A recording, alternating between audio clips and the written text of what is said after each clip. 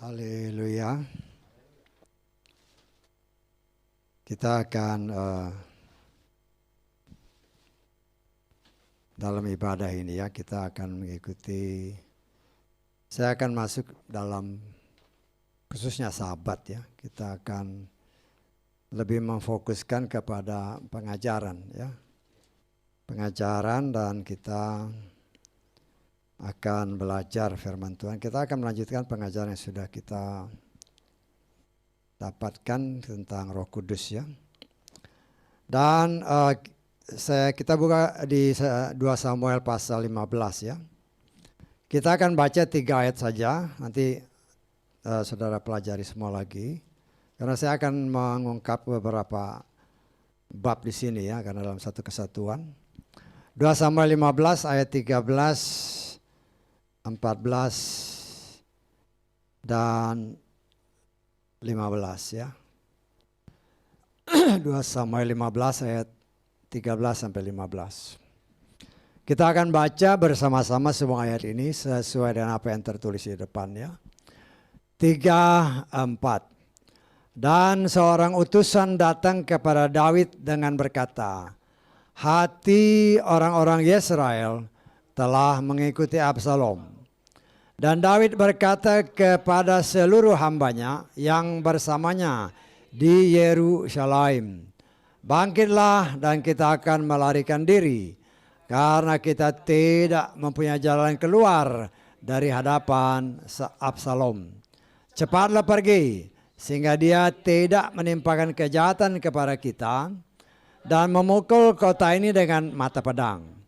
Dan hamba-hamba raja itu berkata kepada raja, sesuai dengan segala keinginan hati tuanku raja, sungguh hamba-hambamu akan melakukannya. Amin. Silakan duduk. Ya, kita kan sedang belajar tentang Roh Kudus. Ya, kita tadi baca tentang si pemberontakan yang mulai terjadi karena ketidaktaatan daripada Daud kepada firman Tuhan. Ya, kita jangan menyalahkan Absalom. Itu Tuhan izinkan terjadi karena dosa daripada Daud. Tetapi kita melihat di sini, kita belajar, kita sudah belajar. Nanti saya ulang sedikit lagi ya. Karena ini cukup waktu ya, walaupun masih banyak sahabat nanti di depan. Saya merefreshing akan kita semua. Ingat, Daud itu adalah orang yang diurapi Tuhan. Amin. Dan ketika dia diurapi Tuhan, maka roh Bapa Yahweh menguasai dia. Ya. Dan kita juga melihat bahwa Saul juga orang yang diurapi Tuhan. Kedua raja pertama dan kedua raja Yesrael itu diurapi secara khusus oleh Tuhan. Ya. Dan minyak urapan, ya bukan minyak urapan seperti yang kita dengar di luar-luar sana ya. Wah, ada minyak urapan dijual ya. Warnanya macam-macam kan, saya nggak tahu harganya. Mungkin ada warna merah, ada warna hijau. Ini harganya mungkin beda, saya nggak tahu ya. Tapi itulah mulai pembodohan. Nah, kita bilang pembodohan. Karena minyak urapan itu bukan untuk diperjualbelikan. Karena memang suatu kenyataan ya, waktu kami ada melayani dengan seseorang, dia minta kita mendoakan orang. Jalanlah. Bisa, aduh Pak, saya lupa minyak urapan. Lu memang kenapa? Ya. Ya dia bergereja saudara tahulah, di gereja yang jual minyak urapan. Artinya apa? Minyak urapan itu jadi kayak jimat. Hati-hati ya. Nah, kita juga harus belajar dari firman Tuhan. Saya tidak melarang saudara mau pakai atribut-atribut Yahudi, nggak melarang, saya nggak larang. Tapi jangan barang-barang itu menjadi kayak jimat. Nah, itu bahaya. Karena ada orang, oh kalau saya nggak pakai ini, kayaknya wibawa saya kurang. Kok kayak jimat? Orang yang pernah pakai jimat tahulah. Ya, kalau dia pegang jimat itu rasanya, waduh, sudah super hebat. Nah seperti itulah banyak orang-orang yang memakai atribut-atribut. Saya nggak larang mau pakai-pakai. Tapi ada orang yang ngomong kalau saya pakai ini kayaknya wibawa saya lebih hebat. Loh dalam hati saya, lu kamu ini kayak pakai jimat aja. Nah, hal-hal seperti itu ya. Kita harus bisa memilah-milah. Memilah-milah ini boleh apa enggak, ini benar apa enggak. Karena banyak orang yang, ya kalau kita lihat lagi dalam atribut-atribut itu kan. Ingat bahwa Yesua itu sudah menggenapi banyak hal. Jadi pelajari benar-benar. Pelajari benar-benar. Ya. Paulus itu ahli Torah. Kalau saudara baca di dalam pengajaran si Paulus itu, banyak hal-hal yang tidak perlu buat apa dipakai. Ya, karena barang-barang itu tidak akan membawa kita kepada keselamatan. Bahkan jelas sudah pernah dan seringkali diajarkan di tempat ini. Ketika kita diraibkan oleh Tuhan, apa kau bawa semua itu? Gak ada kan? Pakaian yang bisa, jubah yang bisa membelah sungai Yordan yang dipakai si Elia itu pun gak layak di hadapan Bapa Yahweh. Jangan sampai kita tersesat dengan omongan-omongan orang yang seolah-olah kita harus pakai begini, harus begini. Hati-hati. Itulah gunanya Roh Kudus yang harus diajarkan. Saya berbeban untuk mengajarkan kepada saudara. Karena Roh Kudus itulah yang mengajar kita. Roh Kudus itulah yang mengingatkan kita akan firman Tuhan. Jangan kau pakai yang dikatakan di dalam, memang di dalam kitab bilangan memang ada. Tapi ingat itu ya, katakan umpamanya talit-talit itu kan. Untuk apa talit itu? Talit itu jelas supaya kamu ingat firman. Terus apa gunanya Roh Kudus? Roh Kudus untuk mengingatkan kamu semua yang sudah diajarkan. Loh saya mau Roh Kudus daripada pakai itu semua. Bisa tangkap? Kalau pakai apa atribut-atribut itu, kalau dijalanin pakai, enggak. Kalau enggak pakai berarti kau enggak ingat firman. Kita jelas-jelas ya. Jangan sampai kita mengikuti suatu pengajaran, tetapi akhirnya kita lupa bahwa pengajaran itu membuat kita lupa bahwa itu sudah digenapi oleh Yesua. Bisa ditangkap? Jangan kita dibodohi oleh filsafat-filsafat yang gak karuan. Karena banyak firman Tuhan yang sudah digenapi oleh Yesua. Enggak perlu. Nah, itulah gunanya kita Roh Kudus. Karena itu kita diajar. Diajar supaya Tuhan senantiasa berdiam di dalam kita. Bahkan Paulus sendiri berkata, jadikan aku tawananmu. Roh Kudus. Kita ditawan oleh Roh Kudus. Ya. Nah, saudara yang dikasih oleh Bapa Yahweh, kita melihat di sini ya. Betapa luar biasanya Bapa Yahweh. Kita tahu bahwa sejak kita dipanggil, diselamatkan, dicap ceger dengan Roh Kudus, itulah tanda kepemilikan. Ya. Kita dalam alam roh kita tidak lihat. Tapi setan lihat, loh ini ada tanda. Karena ada tanda dia nggak berani ganggu. Kecuali kita nyeleweng dari firman. Kan ada tertulis kan.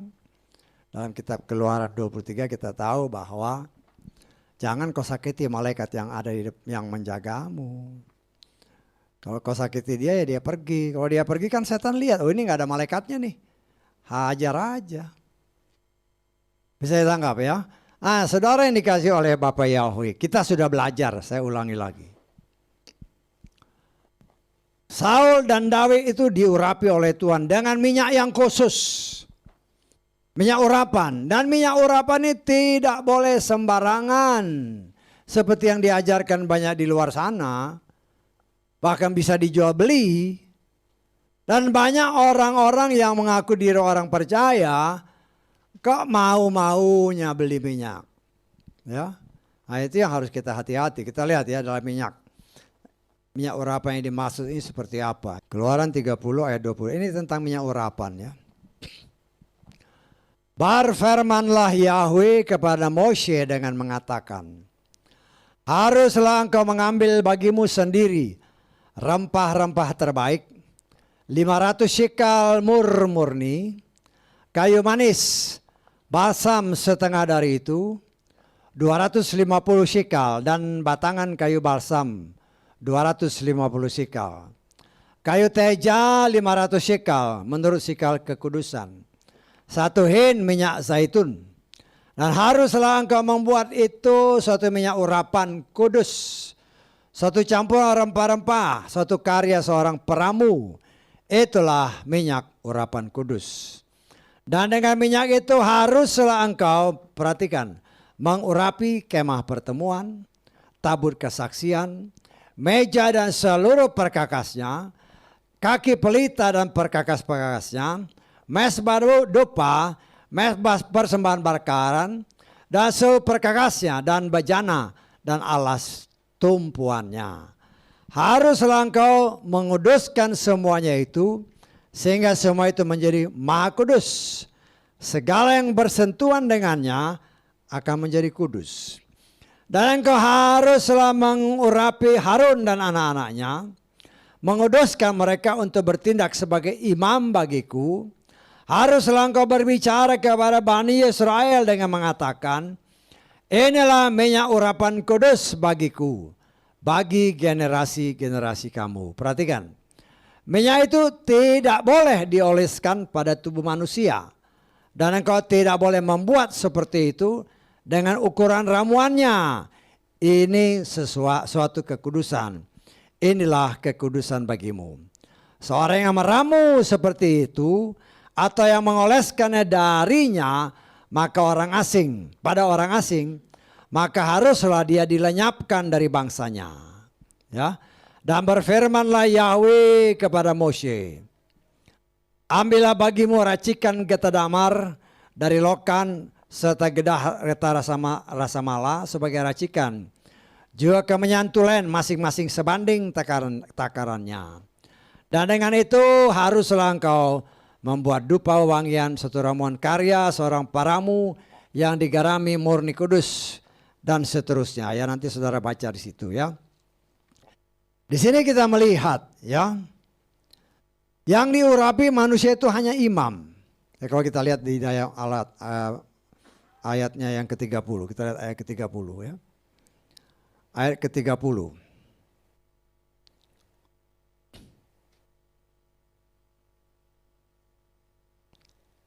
Ya, haruslah engkau mengurapi Harun dan anak-anaknya dan menguruskan mereka untuk bertindak sebagai imam bagiku. Jadi minyak urapan itu hanya diberikan oleh orang-orang khusus. Kalau dalam hal ini imam. Ya. Dan Tuhan memerintahkan Samuel untuk mengurapi dua raja ini, Saul dan Daud.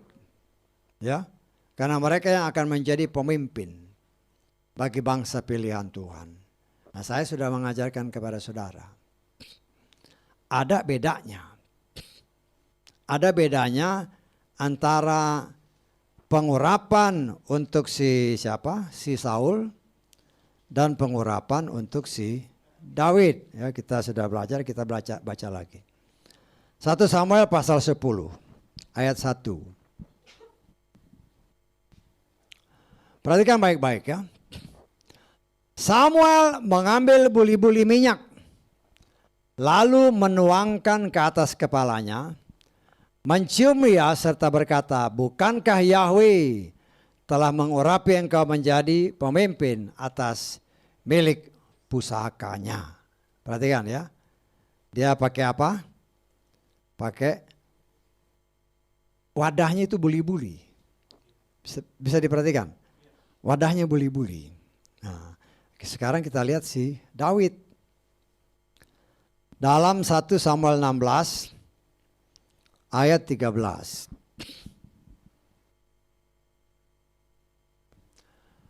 Lalu Samuel mengambil apa? Tanduk berisi minyak dan mengurapinya di tengah-tengah saudara-saudaranya. Dan sejak hari itu sampai seterusnya, roh Yahweh turun ke atas Daud. Lalu Samuel bangkit dan pergi ke Rama. Bisa ditangkap ya? Kalau waktu dia mengurapi Saul, wadahnya itu pakai buli-buli. Boleh-boleh itu bahannya biasanya tanah liat, keramik. Yang kalau dijatuhkan pasti pecah. Bisa ditangkap. Tetapi Daud, dia pakai tanduk. Tanduk itu kalau dijatuhin dia nggak akan pecah. Berbicara tanduk dia berbicara kekuatan. Berbicara tanduk dia berbicara punya kuasa. Ya, ada di situ kita melihat ya. Ini yang kadang-kadang walaupun orang yang sudah diurapi, ya kadang-kadang dia lupa akan firman Tuhan.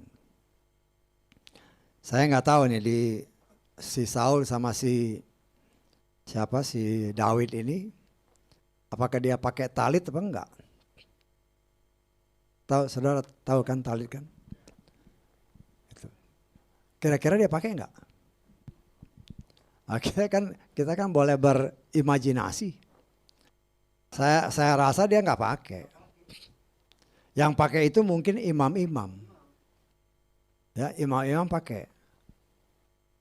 Artinya yang ingat firman itu mungkin hanya imam. Bisa ditangkap? Dan ini memang Tuhan ajarkan dalam kitab Bilangan bahwa engkau harus membuat talit ini supaya ketika engkau lihat engkau ingat firman. Bisa ditangkap? Kita ulangi lagi lah ya, karena ini pekerjaan Roh Kudus yang harus kita mengerti.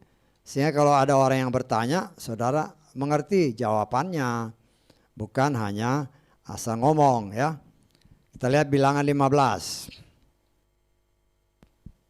Kita baca ayat 37. Sampai ke 41 lah ya. Berfirmanlah Yahweh kepada Moshe dengan mengatakan, berbicaralah kepada Bani Israel, haruslah engkau mengatakan kepada mereka bahwa mereka harus membuat jumbai pada ujung-ujung baju mereka, turun-temurun. Haruslah mereka memberikan benang berwarna nila pada jumbai di ujung-ujung baju mereka. Dan akan terjadi ya kepadamu. Nah ini yang harus kita perhatikan yang begini. Ketika kamu melihat, bisa tangkap, ketika kamu melihat kepada jumbai itu, maka apa? Dia akan mengingatkan kamu kepada semua perintah Yahweh. Bisa tangkap maksudnya?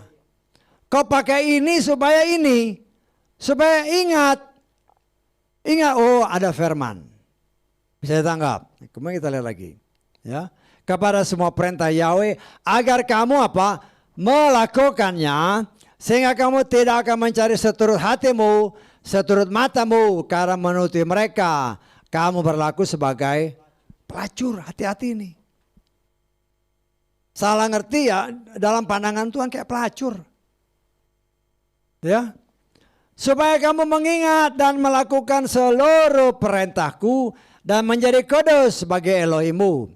Akulah Yahweh Elohimmu yang telah membawa kamu keluar dari tanah Mesir untuk menjadi Elohimmu. Akulah Yahweh Elohimmu. Tadi ya firman itu untuk apa? Jumpai untuk mengingat. Betul nggak? Nah ini saya katakan sudah digenapi oleh Yesua. Ya, kita lihat dalam kitab Yohanes. Supaya kita mengerti ayat ke Yohanes pasal ke berapa ini? Pasal ke-14 ayat ke-26.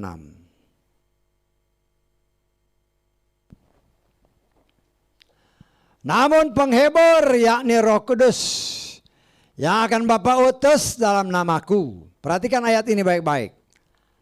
Dia akan mengajar kamu segala sesuatu. Roh Kudus itu. Kemudian apa? Akan mengingatkan kamu segala sesuatu yang telah kukatakan kepadamu. Nah sekarang kan kita tinggal milih. Kau mau pakai jumbai-jumbai itu atau mau terima Roh Kudus? Saya ajarkan saudara, kita harus terima. Sehingga kemanapun kita pergi, ke kamar mandi sekalipun, ada Roh Kudus. Ada Roh Kudus. Ya kadang-kadang, ya maaf kata ya, karena saya melihat ada pelayan-pelayan, kalau kita pelayan di luar sana kan. Wah hebat pakai jumbai-jumbai itu. Tapi ngomongnya, alah, tidak tercermin ada roh Bapa Yahweh di situ. Hanya untuk pajangan aja, kasih lihat. Kita diajarkan, ini sudah digenapkan oleh Yeshua. Karena itu dia katakan, bukan saja mengingat, tapi dia ajar.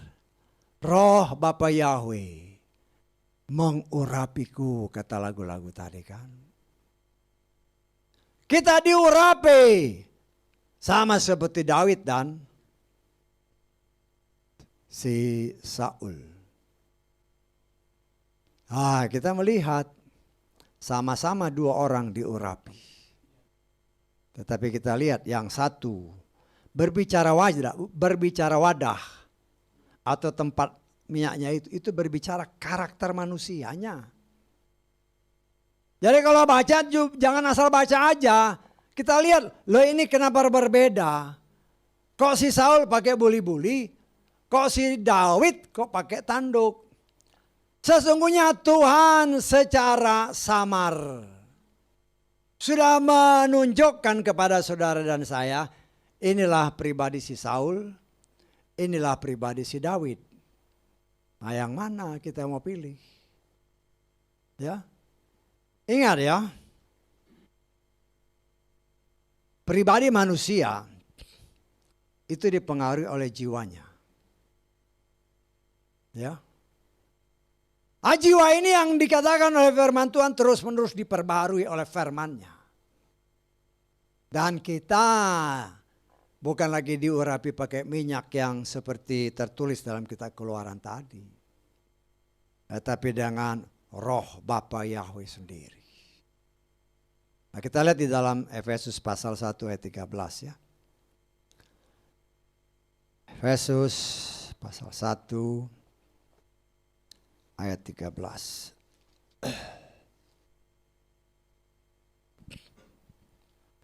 Di dalam dia pula kamu yang mendengar firman kebenaran, yaitu Injil keselamatanmu.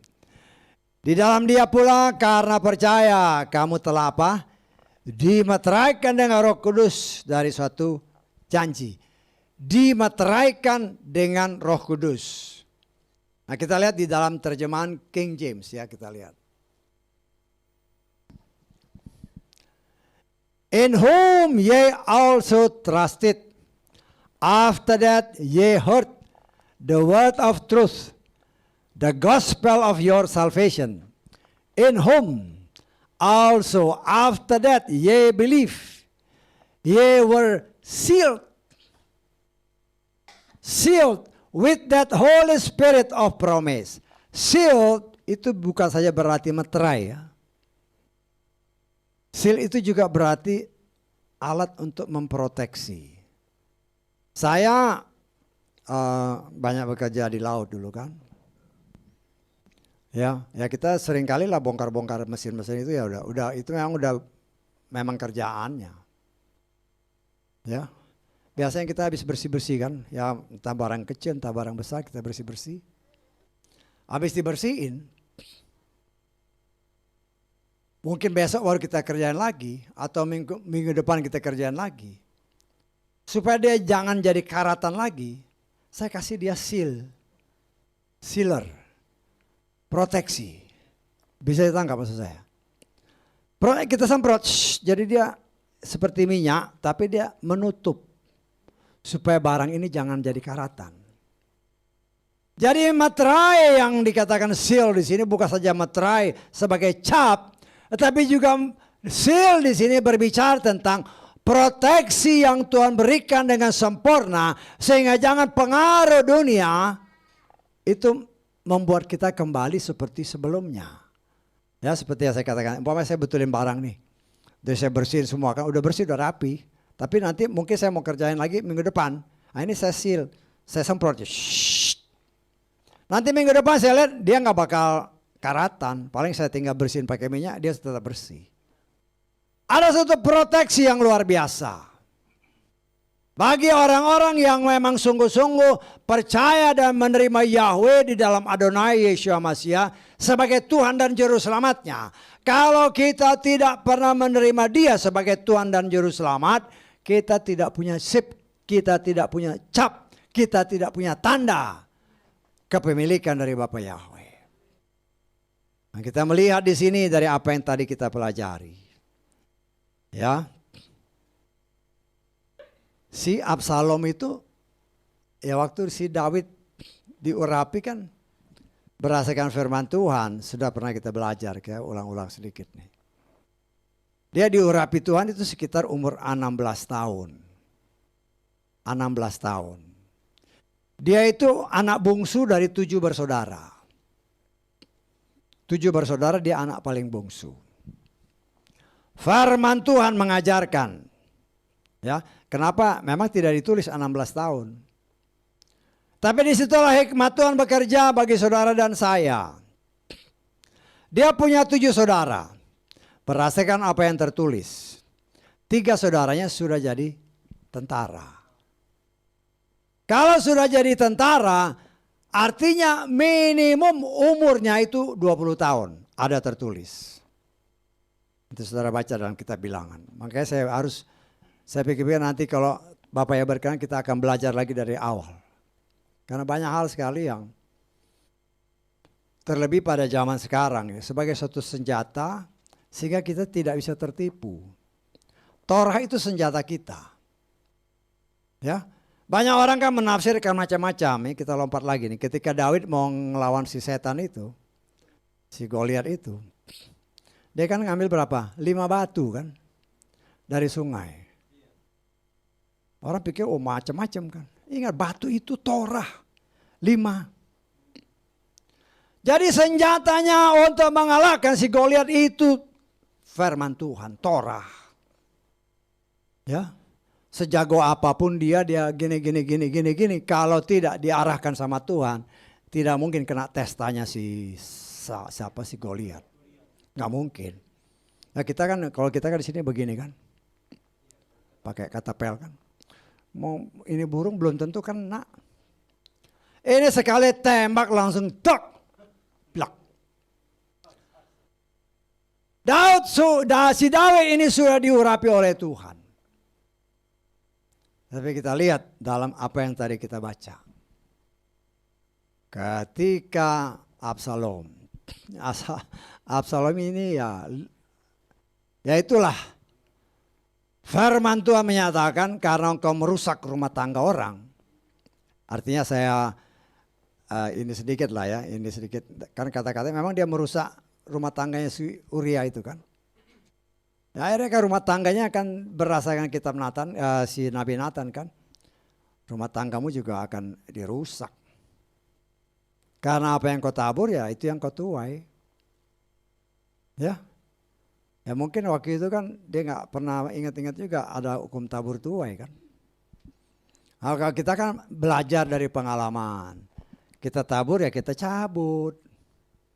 Betul nggak? Cabut supaya jangan dia merajalela untuk merusak hidup kita. Nah saudara yang dikasih oleh Bapa Yahweh. Daud itu jadi raja bukan karena keinginan manusia. Dia sudah diurapi oleh Bapa Yahweh sejak umur 16 tahun. 3 orang kakaknya yang ini jadi tentara. Seperti yang saya katakan tadi, ada tertulis nanti kalau saudara baca lagi. Katakanlah yang nomor 3 itu umur 20 tahun. Yang nomor 3 ya umur 20 tahun. Yang nomor 4 kita ambil rata-rata beda setahun lah. Yang nomor 4 berarti 19 tahun. Yang nomor 5 18 tahun. Yang nomor 6 17 tahun. Nah, si Daud ini yang nomor 7 16 tahun. Dari situ asalnya, bisa ditangkap ya. Kalau saya bilang Daud itu diurapi umur 16 tahun, ada tafsirannya, ada dasarnya. Karena di dalam kitab Bilangan dikatakan, hitunglah semua laki-laki yang berumur 20 tahun ke atas yang siap jadi tentara. Jadi ada dasarnya. Ya, nah, kita lihat lagi lah. Ya. Jadi semuanya itu harus ada dasar, bukan asal ngomong aja. Dalam kitab Bilangan pasal ke-1,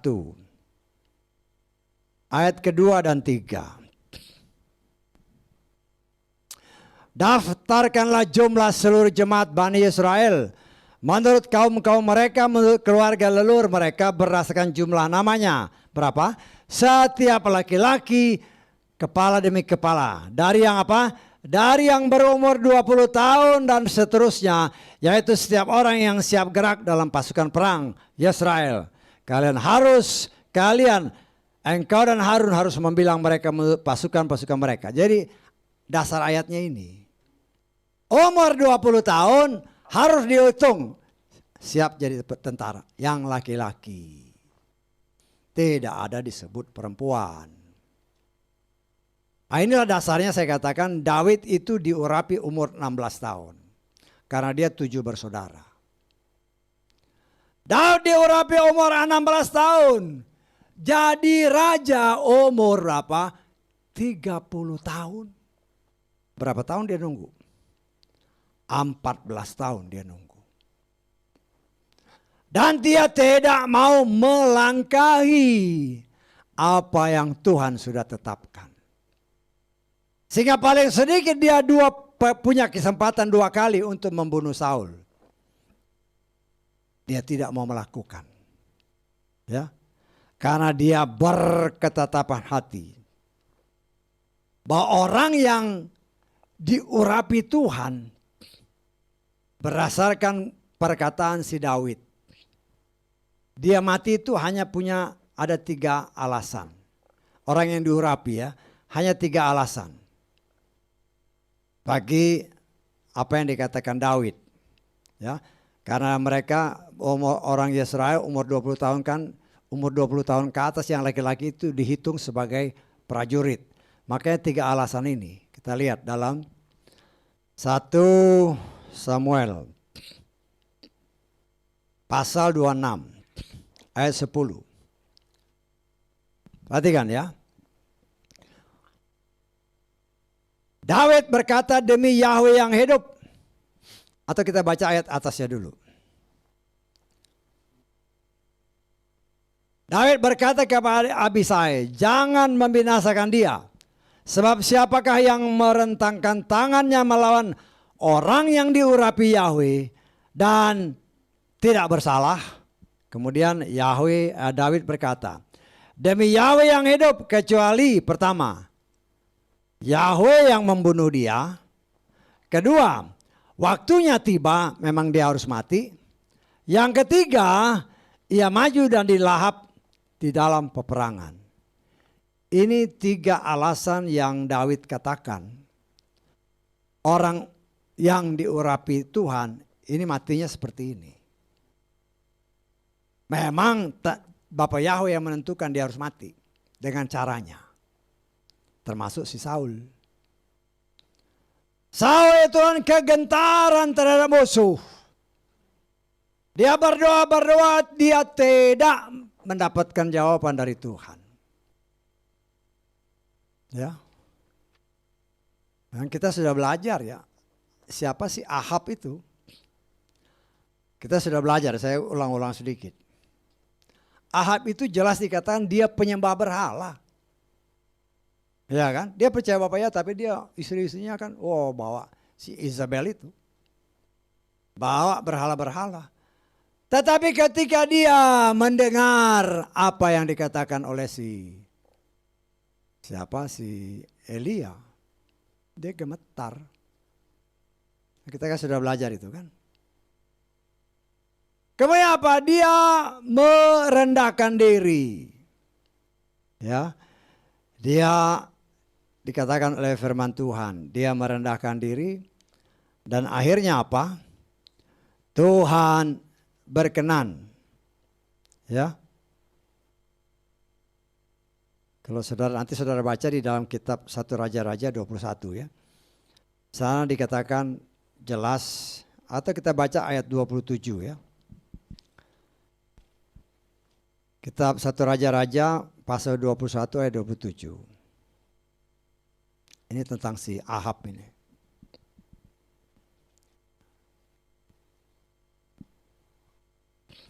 Ya. Terjadilah ketika Ahab mendengar perkataan itu, perkataan yang dikatakan oleh Elia ya. Ia mengoyakkan pakaiannya dan mengenakan kain kabung pada tubuhnya dan berpuasa serta berbaring dengan memakai kain kabung dan berjalan dengan langkah lamban. Perhatikan jawaban Tuhan. Lalu firman Yahweh datang kepada Elia, orang Tisbe itu yang mengatakan, apakah engkau sudah melihat bahwa Ahab telah merendahkan diri di hadapanku? Oleh karena dia telah merendahkan diri di hadapanku, maka aku tidak akan mendatangkan malapetaka dalam zamannya. Tetapi apa? Aku akan mendatangkan malapetaka atas keluarganya pada zaman anaknya. Yang saya mau kasih lihat, kalau Saul itu benar-benar dia memakai talit, dia berarti ingat firman.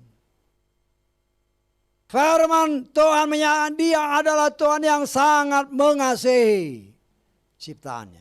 Kalau dia mau merendahkan diri, sebagaimana apa yang dilakukan oleh si Ahab. Lo penyembah berhala aja masih Tuhan berbelas kasihan. Apalagi Saul yang diurapi Tuhan. Tetapi ini semua lupa dari ingatannya. Ya memang dia banyak pemberontakan. Dia tidak pernah disebut penyembah berhala ya. Tetapi dia mempersembahkan korban itu melawan firman Tuhan.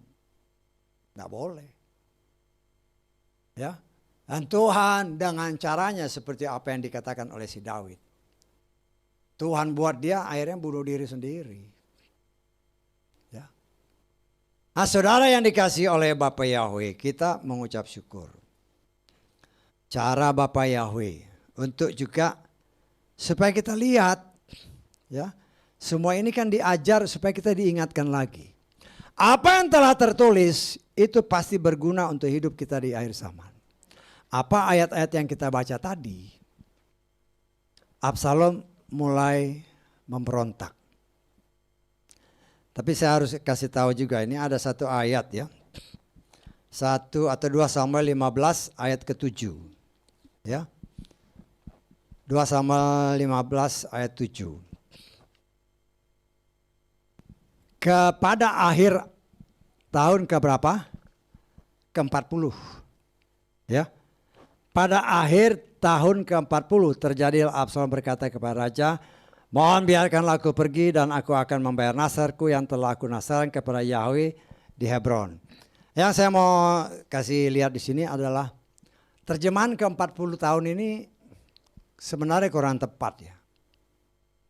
Ada berbagai macam manuskrip ya, baik dari Septuaginta sendiri maupun juga dari kitab-kitab yang lain termasuk kitab-kitab Yosefus. Mereka tidak bilang 40 tahun, tetapi 4 tahun. Ada kitab suci saya juga yang diterjemahkan oleh Hans Spengler, dia bilang 4 tahun. Saya lebih cenderung ke 4 tahun, bukan ke 40. Kalau 40, si Daud umurnya udah berapa? Si Absalom umurnya belum sampai 40, bahkan dikatakan oleh Daud anak muda, masih muda. Nah, yang lebih masuk akal ya. Di sini dikatakan pada akhir tahun keempat, maksudnya kalau saya bilang tahun keempat, dia kan 3 tahun di tempat kakeknya. Ya, di tempat kakeknya. Kita sudah belajar kemarin kan, di tempat kakeknya. Kemudian dipanggil ya supaya pulang ke Israel. Kakeknya kan Raja Gesur. Ya 3 tahun ya betahlah dia. Kakeknya pasti sayang. Kakek dari pihak ibu. Dipanggil setelah 3 tahun tinggal di Yerusalem. 2 tahun dia nggak boleh ketemu si Daud. Nggak boleh. Ya Daud mungkin masih marah kan. Juga sebagai penghukuman. Nah tapi kan kita sudah belajar minggu kemarin kan ya akalnya Absalom kan. Dia minta tolong si Yoab. Yoab belaga tuli. Dia bakar kebunnya. Baru si Yoab datang. Kenapa kau bakar? Nah, itulah akal-akal licik si Absalom. Itu setelah 2 tahun. Dia didiamin aja sama bapaknya. Baru kemudian setelah dia bertindak terhadap Yoab, dia boleh menghadap bapaknya. Karena itu saya lebih cenderung bukan 40 tahun. Tetapi 4 tahun setelah dia kembali dari Gesur. Bisa ditangkap maksudnya? Setelah 4 tahun dia kembali dari Gesur. Jadi dia setelah menghadap bapaknya kan, sebelum menghadap kan dia 2 tahun di Yerusalem. Nah, dalam 2 tahun ini setelah baik keadaannya, dia mulai menghasut semua orang-orang Israel. Ya, kalau saudara baca dikatakan di dalam 1 atau 2 Samuel ini, Absalom berhasil mencuri hati orang Israel. Ini satu bentuk persekongkolan karena ada niatan tersembunyi daripada Absalom. Karena dia juga udah melihat kan dari sekian banyak anak si Daud, kelihatannya bukan dia yang jadi raja. Karena itu dia mengatur siasat. Salah satu siasatnya adalah dia harus mengambil hati rakyat Israel. Dan dia dapat saya katakan tidak mengerti kalau bapaknya itu raja yang diurapi Bapa Yahweh. Saya tangkap karena kan dia belum lahir. Ya. Dan saya juga percaya istri-istrinya pun tidak tahu kalau dia diurapi. Artinya dia raja yang diurapi oleh Bapa Yahweh. Karena dia diurapi umur 16 tahun. Jadi belum ada istri-istri, belum ada dia. Ya, jadi yang tahu itu kemungkinan hanya si Daud sendiri bersama saudara-saudaranya dan orang tuanya. Yang lain nggak tahu. Kenapa saya berani katakan tidak tahu? Ya waktu Saul lihat ini kok si Daud ini luar biasa. Ya, kan Saul nggak tahu kalau dia tahu si Daud ini diurapi, pasti sejak dini dia nggak akan bawa si Daud itu untuk menjadi tentara. Dan di sini kita melihat karena banyak orang yang tidak tahu, termasuk Absalom, bahwa Daud itu bapaknya adalah orang yang diurapi oleh Tuhan. Dan ada tertulis jangan mengusik orang yang diurapi oleh Bapa Yahweh. Ya. Nah, di sini kita melihat, nanti saudara baca ya dari 2 Samuel 15, 2 Samuel 16, 2 Samuel ke-17. Saya akan coba rangkum sedikit untuk dalam pemberitaan yang merupakan pengajaran. Setelah ini akal liciknya si Absalom. Setelah dia berhasil menarik hati bangsa Israel. Dikatakan oleh firman Tuhan. Ya. Dia juga memerintahkan kepada mata-matanya. Kalau saudara baca di dalam 2 Samuel 15 ya. Supaya pada saat yang sudah ditentukan. Ya. Di mana bangsa Israel akan mendengar bunyi sangkakala atas perintah si Absalom, maka seluruh rakyat Israel akan berseru bahwa Absalom sudah menjadi raja di Hebron. Ya, Hebron kan bagian daripada Israel. Ya kecil-kecilan dulu. Ya. Dan ini didengar oleh bapaknya. Absalom memang akalnya memang termasuk pintar ya. Namanya anak orang pintar ya pintar lah dia. dia juga membutuhkan penasehat-penasehat yang luar biasa. Dia membujuk salah satu penasehat daripada bapaknya yang bernama Ahitofel. Ahitofel ini berdasarkan firman Tuhan dianggap sebagai seseorang yang dapat memberikan nasihat yang seolah-olah nasihat itu benar-benar berasal dari Bapa Yahweh. Nanti kalau saudara baca di dalam 2 Samuel 16, kita baca aja lah. 2 Samuel 16 ayat 23. 2 Samuel 16 ayat 23. Saya tadi kelongkar-longkar pasal sekian, sampai pasal 17 nanti saudara baca ya. Nasihat Ahitofel yang ia nasihatkan pada hari-hari itu adalah sama seperti petunjuk yang dimintakan dari Elohim. Demikianlah semua nasihat Ahitofel, baik kepada Daud maupun kepada Absalom. Nah, Absalom ini pintar dia. Dia rekrutlah si Ahitofel supaya menjadi penasihat bapaknya, menjadi penasihat dia. Ya. Tapi disinilah kita melihat Tuhan tidak akan pernah membiarkan biji matanya dijamah oleh siapapun. Karena Daud ini orang yang diurapi. Ada tertulis orang yang berani menjamah, orang yang diurapi Tuhan. Itu bagaikan menjamah apa?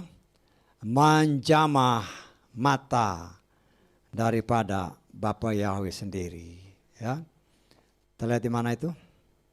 Kitab Sakaria ya. Kita lihat kitab Sakaria pasal ke berapa itu? Pasal kedua kalau nggak salah ya. Pasal kedua. Ya.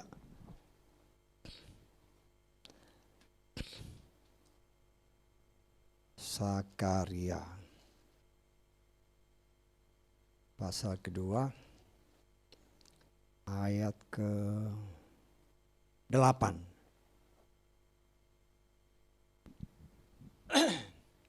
Karena begitulah Yahweh Sebaot berfirman, di balik kemuliaan dia telah mengutus aku kepada bangsa-bangsa lain yang menjarah kamu. Karena apa? Siapa yang menjamah kamu, menjamah biji matanya. Ini berbicara tentang bangsa Israel. Tetapi khusus tentang Raja Israel yang diurapi oleh Tuhan. Diurapi itu artinya dikuduskan ya. Dikuduskan untuk Bapa Yahweh. Dia sebagai wakil Bapa Yahweh menjadi raja atas umat pilihannya. Ya. Karena itu imam-imam dia juga sebagai imam untuk memberikan pengajaran bagi umat Tuhan. Karena itu mereka dikuduskan dengan minyak urapan. Ya. Nah, di sini kita melihat dari cerita-cerita tadi, nanti saudara baca pasal 15 sampai ke pasal ke 17 ya. Cara Tuhan. Ahitofel memang direkrut. Tetapi ada satu penasihat Tuhan yang merupakan juga sahabat dekat. Ini sahabat ya, Ahitofel juga sahabatnya Daud. Tapi kita melihat ketika ada seorang lagi yang bernama Husai. Ya. Husai ini juga teman dekatnya Daud, juga sebagai penasehat. Daud memerintahkan dia, saya percaya dengan hikmat Tuhan, supaya dia ada di tengah-tengah lingkungan orang dekat Absalom. Sehingga apabila si Ahitofel memberi nasihat, si Husai akan mengcounternya. Bisa ditangkap ya. Nah, di sini kita melihat, walaupun Daud itu orang yang diurapi Tuhan, kadang-kadang, ya bukan kadang-kadang. Firman Tuhan katakan tadi, begitu dia dengar anaknya sudah diteriakin jadi raja, dia langsung perintahkan semua orang-orangnya, ayo kemaskan diri, kita lari. Saya tidak melihat ayatnya dia nanya Tuhan. Bisa ditangkap. Ini hal kecil ya. Hal kecil yang memang tidak ditulis, tapi itu hal yang paling penting. Dia tidak pernah nanya Bapa Yahweh, Bapak Yahweh, Absalom sudah jadi raja di sana. Apa yang harus aku perbuat? Ingat, Bapak Yahweh mengangkat si Daud sebagai raja atas seluruh Israel. Dan tidak ada satupun orang yang berani mengambilnya, termasuk anaknya, tanpa seizin Bapak Yahweh. Bisa ditangkap? Tapi kita melihat di sini, karena kasih kedagingan saya bilang, antara Daud yang sangat mengasihi Absalom. Dia nggak tanya lagi, Bapak Yahweh boleh nggak aku lari? Atau apakah aku harus lawan? Tidak.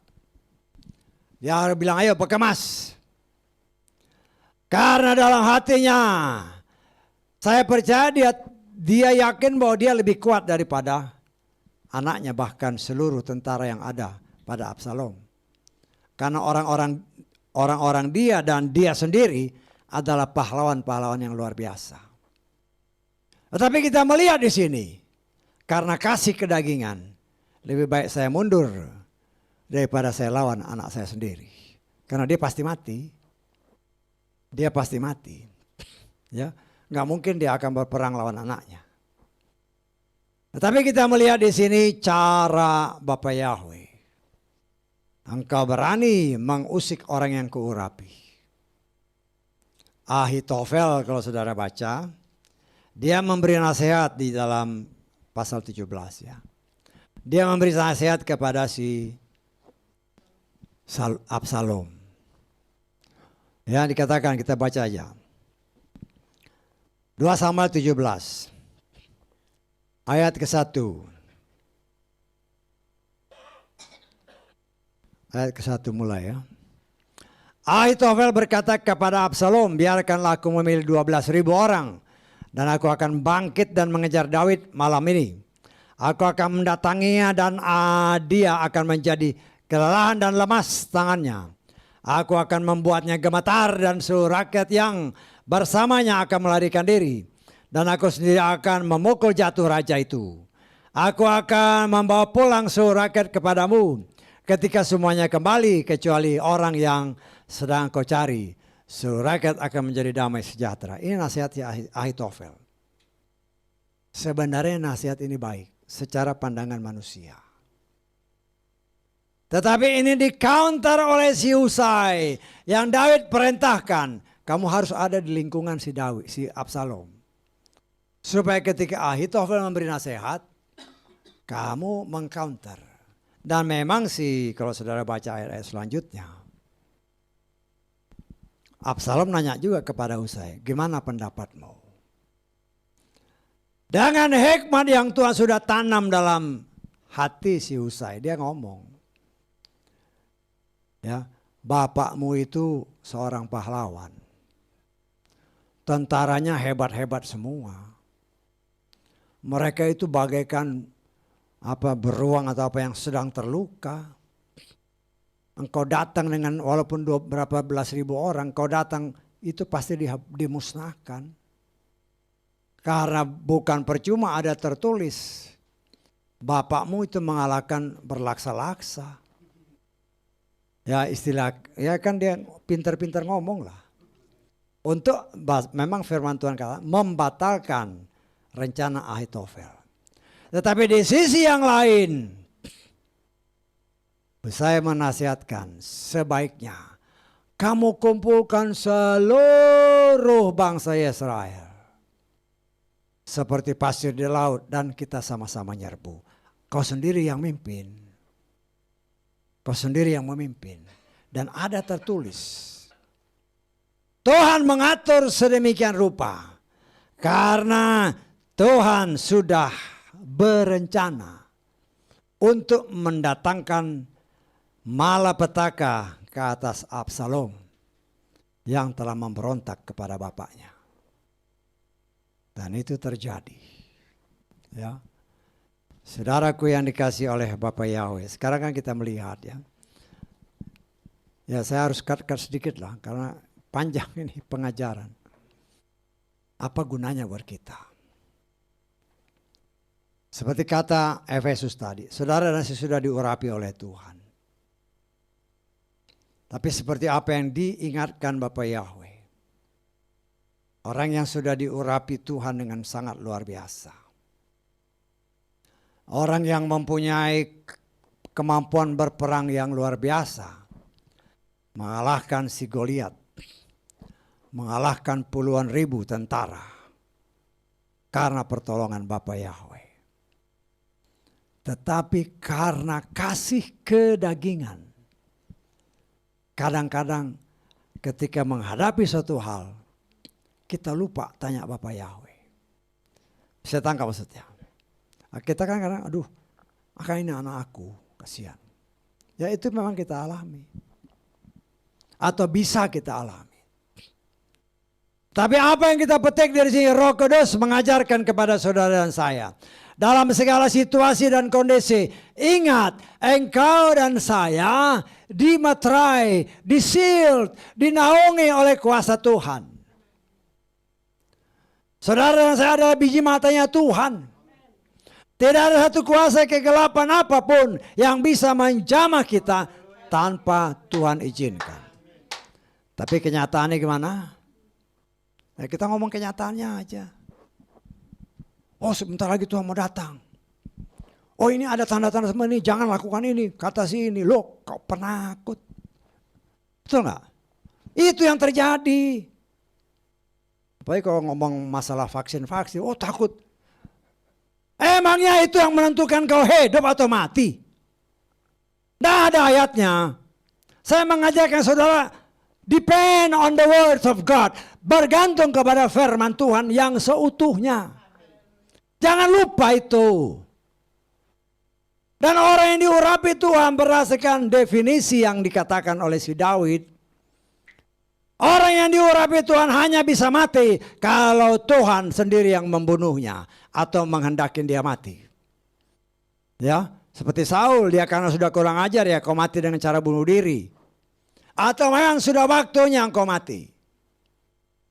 Atau sebagaimana yang tertulis tadi. Ya, kita melihat di sini. Segala sesuatu kita harus banding-bandingkan. Harus banding-bandingkan. Dengan ada nggak tertulis. Kalau nggak tertulis, jangan kau tertipu. Banyak orang kok ini harus begini, harus begini. Loh, katanya anak Tuhan. Katanya sudah diurapi oleh Bapa Yahweh. Kau dengar desas-desus yang begini-begini, kau ketakutan. Di mana roh Bapa Yahweh? Apakah roh Bapa Yahweh ada di dalam engkau? Kok ketakutan? Saya tidak pernah mengajarkan saudara takut. Banyak orang tanya, di ini enggak? Suntik enggak? Loh, orang sehat kok disuntik. Loh kita ngomong belak-belakan aja. Nah, kita harus tahu banyak orang, wah nih kalau udah ini berarti udah dicap sama setan. Ada nggak ayatnya? Banyak orang saya dengar, wah ini berarti sudah dicap. Ada cap 666. Ada nggak ayatnya? Ya, oh ini udah di dalam, kata firman Tuhan di dalam. Ada tertulis dalam kitab King James, itu in the body. Lu baca terjemahan yang lain, itu on semua. Karena ada orang yang menerjemahkan seperti itu kan. Itu in. Cari terjemahan yang lain, semua rata-rata bahasa Inggris bukan in tapi on. Nah, saya nggak perlu sebut lah, saudara tahu maksudnya. Yang saya mau kasih lihat adalah, katanya orang diurapi Tuhan, kok takut? Takut mati. Takut mati.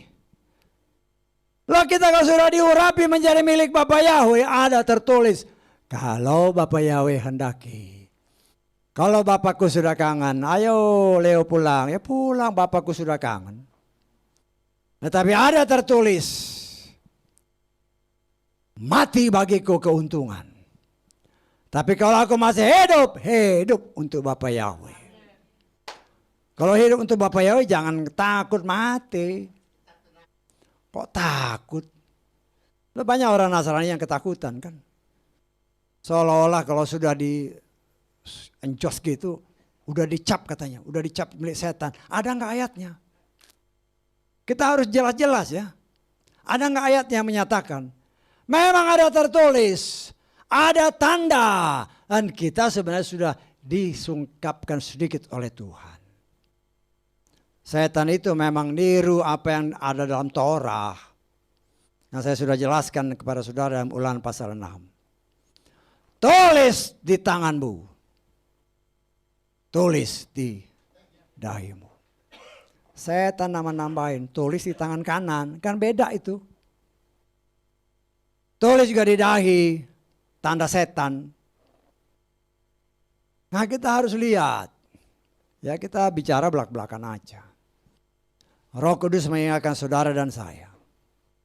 Jangan takut dengan begitu-gitu. Kalau kita percaya kita anak Bapa Yahweh.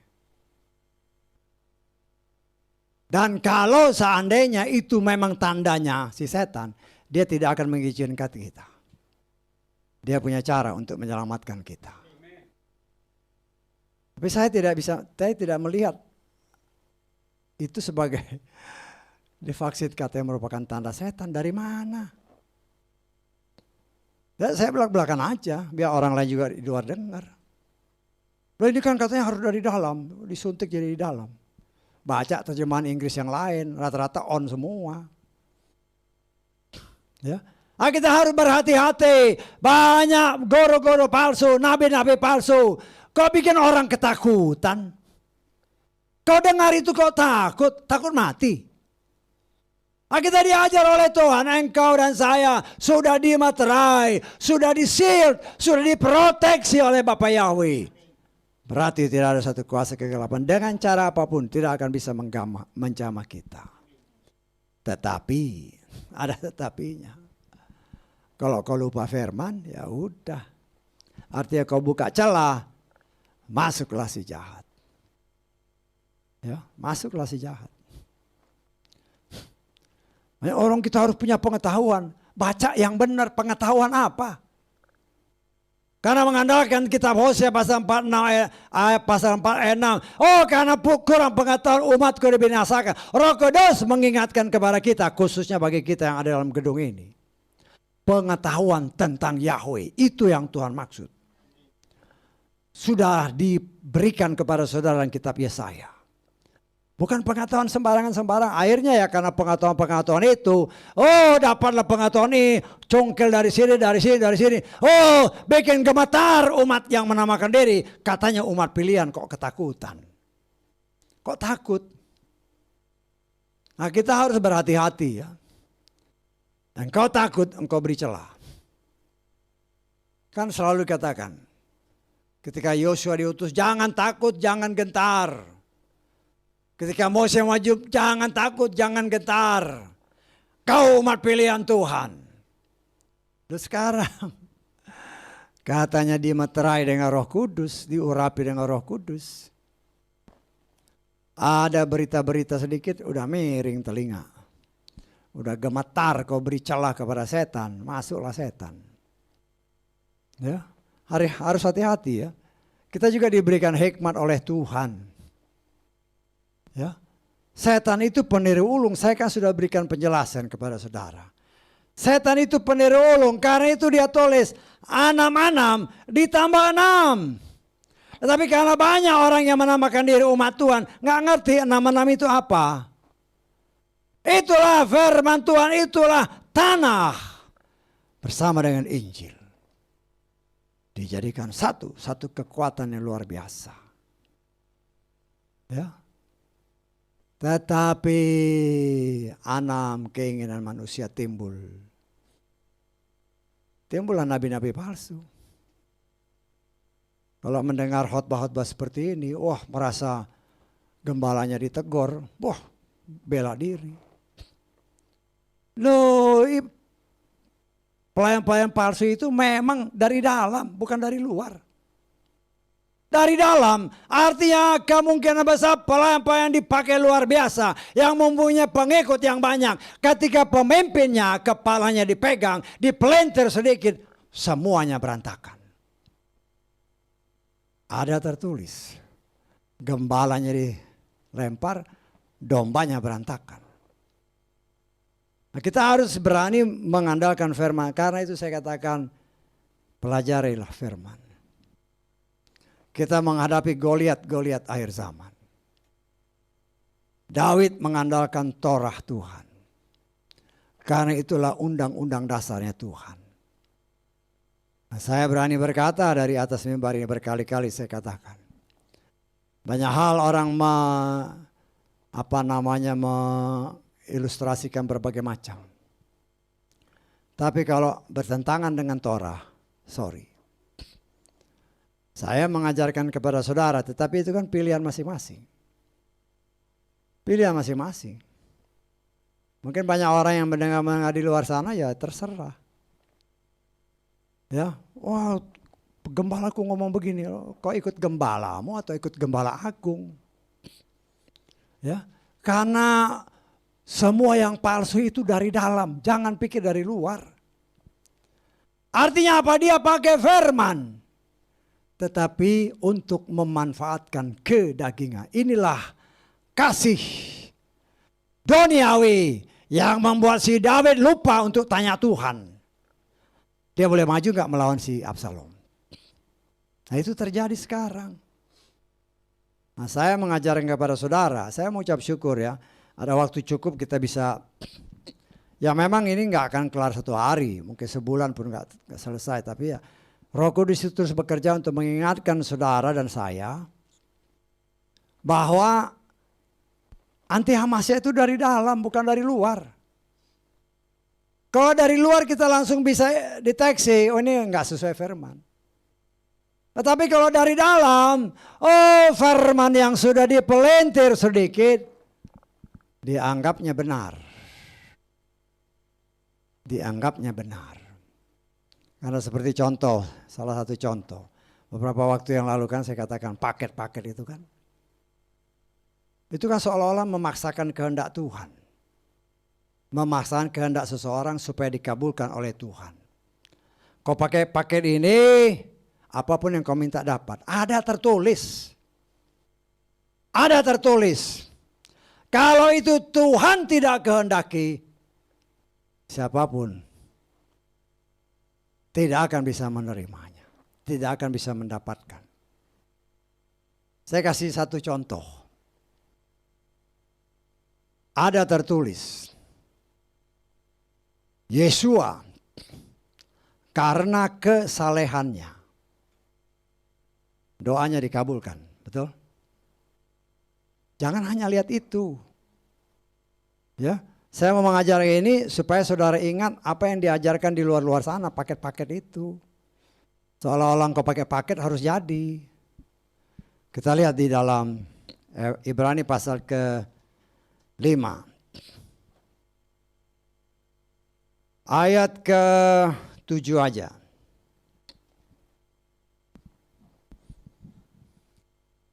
Dia yang dalam hari-hari jasmani mempersembahkan dan telah didengarkan dari kesalehannya.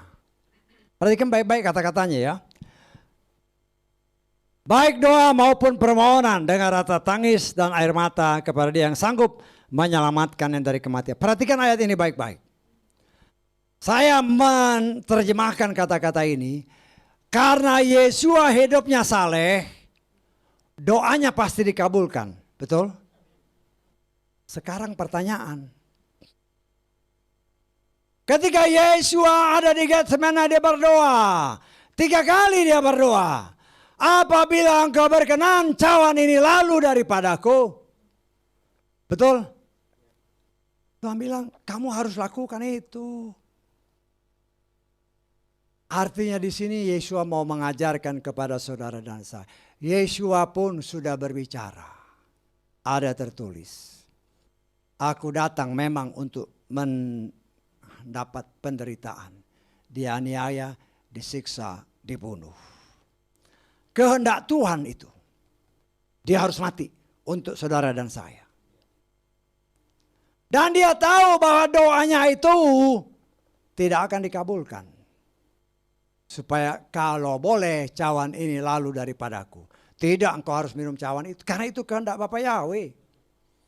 Bisa ditangkap maksud saya? Saya mengajarkan kepada saudara, jangan percaya dengan mulut-mulut manis. Oh, apapun yang kau minta dengan cara ini pasti jadi. Tidak sesuai firman. Kalau itu kehendak Bapa Yahweh, jadi. Jadi ngajarin yang benar. Jangan mengobrol, oh pakai cara ini pasti bagus, pasti jadi. Loh. Apa kurangnya si Mose? Ketika dia dilarang oleh Tuhan, kamu tidak boleh masuk ke tanah Kanaan.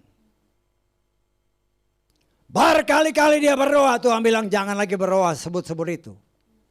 Engkau tidak bisa masuk. Itu kehendak Tuhan. Jadi biar keluar air mata darah, kalau itu bukan kehendak Tuhan gak akan jadi.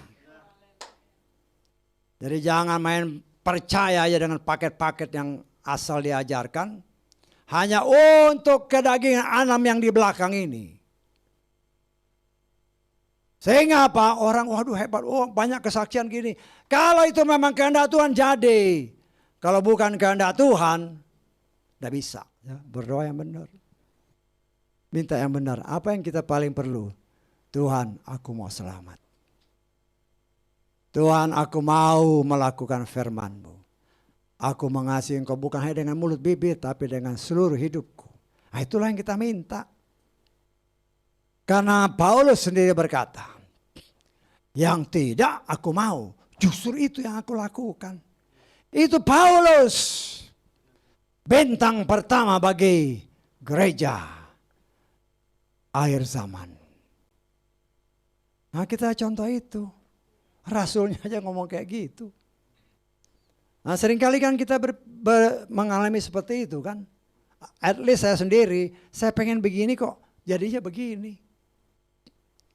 Tuhan mengizinkan kita belajar dari semua yang Tuhan izinkan terjadi dalam hidup kita. Bahwa memang itulah yang membuat kita tidak bisa 100% sempurna. Hanya 99,9%. Itulah tugas Roh Kudus untuk kita diingatkan. Supaya kita bisa melakukan sesempurna mungkin apa yang Tuhan nyatakan. Dengan apa? Pertolongan Roh Kudus. Karena ini di tempat ini saya mengajarkan saudara. Saya tidak pernah mengajarkan saudara pakai talit. Kalau tujuannya supaya engkau ingat firman. Itu berbahaya sekali. Karena dulu kan ada yang ngomong, Pak ini kan ada tertulis dalam kitab bilangan. Ya, saya diam aja. Dalam hati saya kau tahu firman. Tahu firman apa enggak kan gitu. Nah itulah banyak yang terjadi sekarang. Sehingga karena ada pengetahuan duniawi, ketakutan. Ketakutan adalah celah. Ya setan tinggal masuk. Setan itu pakai orang-orang yang bisa dimanfaatkan. Dia tahu firman, kedagingannya dicolek. Ces. Sama seperti Daud kan. Diurapi Tuhan. Dia kasih si Batseba. Pas. Tergodalah.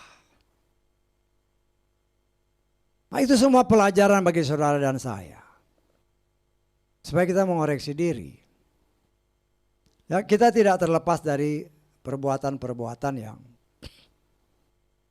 tidak sesuai perintah Tuhan. Nah, tapi Roh Kudus kan ingatkan, kamu kan begini. Ya Tuhan ampuni saya. Mungkin kita pernah menaburkan hal-hal yang tidak baik. Tuhan, kadang-kadang kan Tuhan ingatkan, dulu kita begini-begini. Diingatkan oleh berdoa, Tuhan ampuni saya cabut lagi itu. Saya mengajarkan kepada saudara, memang waktu dilayani untuk masuk ke dalam baptisan, apa yang kau ingat itu harus dicabut. Tapi kan gak semua. Nah setelah dibaptis, Roh Kudus mengingatkan dosa-dosa yang terkecil yang masih tersembunyi. Ketika engkau dan saya diingatkan, Tuhan ampuni saya cabut semua. Tuhan yang sanggup ada tertulis mencabut sampai ke akar-akarnya. Semua yang tidak dia tanam, dia akan cabut. Karena itu dia ingatkan kita. Dia Tuhan yang Maha Kuasa, dia sanggup mencabut tanpa minta izin kita. Tapi itu bukan kasih Tuhan. Dia kasih Roh Kudus kan, dia ingatin, kamu kan begini. Itu hak yang Tuhan berikan kepada saudara dan saya, yang tidak juga Tuhan mau langgar begitu aja. Itulah bentuk kasih Tuhan. Kalau dia mau dia bisa aja, ini brengsek, oh dia putuskan, dia ganti langsung yang baru. Bukan itu, dia mau, dia ingatkan kita oleh Roh Kudusnya. Sehingga kita diingatkan, kita Tuhan ampuni. Itulah yang Tuhan mau. Bukan langsung dia robah, tidak. Itulah bentuk kasih Tuhan. Nah, di dalam perjalanan hidup kita kan, mungkin udah jauh sekali nih. Mungkin waktu kita masih umur 2 tahun, 3 tahun, ya masih ingat lah mungkin 10 tahun kan. Dulu aku pernah gini, ya minta ampun. Minta ampun terus cabut. Sehingga, karena itu bukan kebetulan kita ingat. Bisa ditangkap, bukan kebetulan itu dikasih ingat. Tetapi itu ada cara Tuhan karena dia mau mengangkat kita dalam kekudusan. Seperti pernah saya saksikan, ya. Ketika saya melayani ibu saya sebelum dia berangkat. Sebelum kita doakan kan saya udah tanyakan, ya memang udah tua sih, udah 92 tahun kan. Ya akhir-akhirnya kan udah lemah kan. Udah gak bisa apa-apa lagi. Makan juga disuapin. Dan saya tanya semua saudara-saudara sudah menyerahkan, ya tinggal saya dengan istri saya serahkan. Tapi diserahkan kakak saya yang paling tua. Ada sesuatu yang belum diakui. Dia bilang, kamu tahu kenapa gak ngomong? Dia kasih tahu sama saya, ya saya doain. Itu artinya Tuhan mau dia naik dengan sempurna. Bisa ditangkap maksud saya. Karena itu ya jangan gengsi, kalau diingat sama Tuhan ya merendahkan diri aja. Kalau kau malu ngomong sama orang lain ya jangan malu ngomong sama Tuhan. Karena dia sedang menyempurnakan kita. Apa yang pernah kita tabur sejak kita kecil ya, sejak kita kecil. Kalau umur bayi kita nggak ingat lah. Tapi kalau kecil mungkin di atas 8 atau 10 tahun bisa ingat. Nah, ketika diingatkan bukan sesuatu hal yang kebetulan. Kalau Tuhan ingat, ya diingatkan, Tuhan ampuni saya. Itulah yang Tuhan mau. Supaya jangan apa yang pernah terjadi. Hukum tabur tuai kepada Daud. Karena kita lalai. Karena mengasihi dengan kasih dunia. Akhirnya kan Daud ini kan susah sendiri. Karena mengasihi dunia, mengasihi dengan cara dunia, dia lupa tanya Tuhan. Dia main lari aja, dia susah sendiri. Walaupun dalam pelarian dia masih datang kepada Bapak Yahweh. Dia minta sama Bapak Tuhan, tolong supaya nasihat si Ahitofel itu engkau buat, kau kacaukan nasihatnya. Karena dia tahu Ahitofel ini penasihat yang sangat baik. Dan itu dikabulkan Tuhan. Tapi karena kasih kedagingan, dia mau menderita untuk anak yang durhaka. Saya katakan anak yang durhaka ya. Karena dia memberontak kepada bapaknya. Dan kalau saudara baca ayat-ayat selanjutnya, seperti apa yang dikatakan si Nathan. Istri-istrimu akan ditiduri oleh orang lain. Itu terjadi.